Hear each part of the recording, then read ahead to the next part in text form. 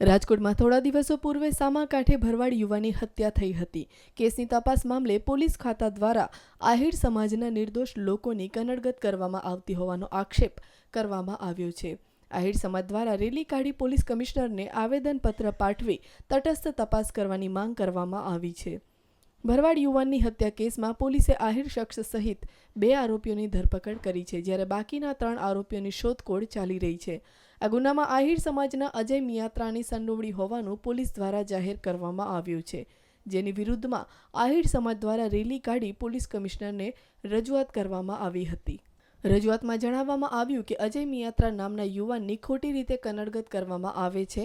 મૃતક બાબુ મકવાણા કે ઈજાગ્રસ્ત ટીડા મકવાણા બેમાંથી એક પણ વ્યક્તિને અજય મિયાત્રા ઓળખતો પણ નથી। હુમલાના સમયે ઘટના સ્થળથી અજય 5 કિલોમીટર દૂર હોવાનું જણાવવામાં આવ્યું છે। આમ પોલીસ અંધારામાં તીર ચલાવવાને બદલે તટસ્થ તપાસ કરી નિર્દોષ વ્યક્તિ દંડાય નહીં તેની તકેદારી રાખવાની રજૂઆત કરવામાં આવી છે। એક તકરાર થઈ છે ને એમાં એક ભાઈનું મૃત્યુ થયું છે।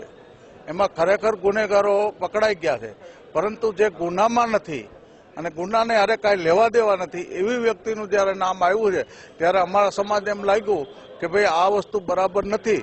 ગુનેગારોને કોઈ છાવરવાની વાત નથી, ગુનેગારો સામે કંઈ કડક પગલાં લે એમાં અમને કાંઈ વાંધો નથી, પણ નિર્દોષોને જે આ રીતે ખોટા નામ કરીને 302માં ફિટ કરવાની વાત છે એના વિરુદ્ધ માટે અમારી આજની રજૂઆત છે।